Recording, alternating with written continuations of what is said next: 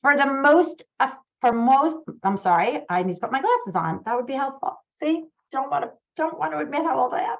Number one tip for more effective homework or studying.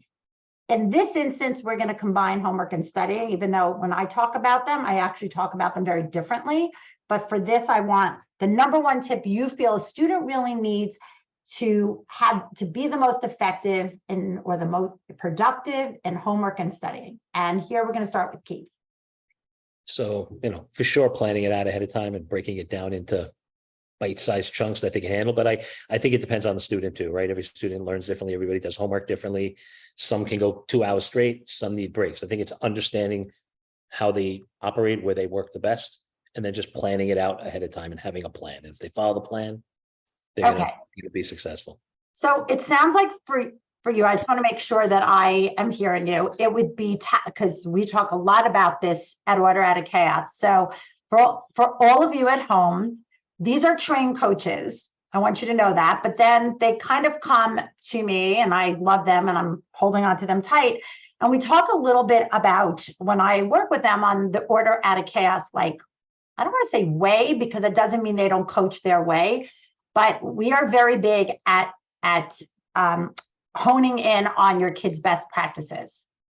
And the more out of the box, the better, right? And I kind of defined my coaching by being the girl who have kids doing math in the bath, like, meaning as long as it works for them and it's comfortable for them. So I think, Keith, that's what you're saying, like tapping into their best practices. So, and then the planning piece. Okay, Sarah, I think I know what you're going to say.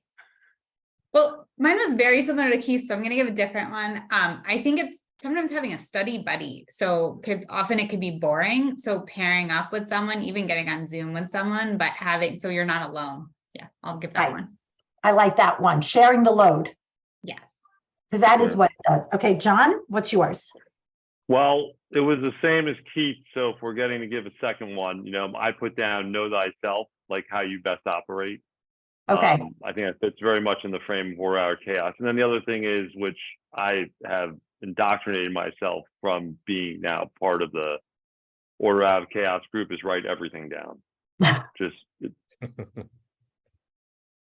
So I'm going to share something with all of you and also all of you at home. So if you know that Order Out, and it's a good thing to talk about because we are 20 years old today. And this I am allowed to say, Order Out of Chaos started when my son was 5 years old. So he is 25. And I am very careful now, obviously, what I say about him because he's 25. He's not 8. And it's not cute anymore. Well, he's cute, but it's not cute. You know what I'm saying.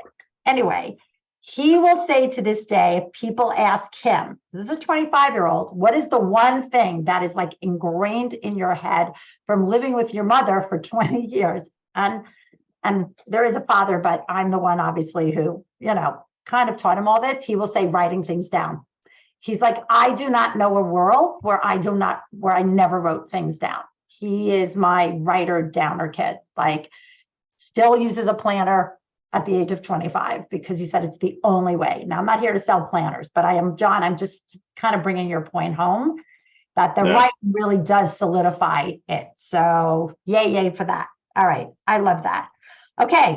Hey, everyone. Thanks for watching. And if you want to be notified when a new Dear ADHD Family Coach episode drops, make sure to hit that subscribe button.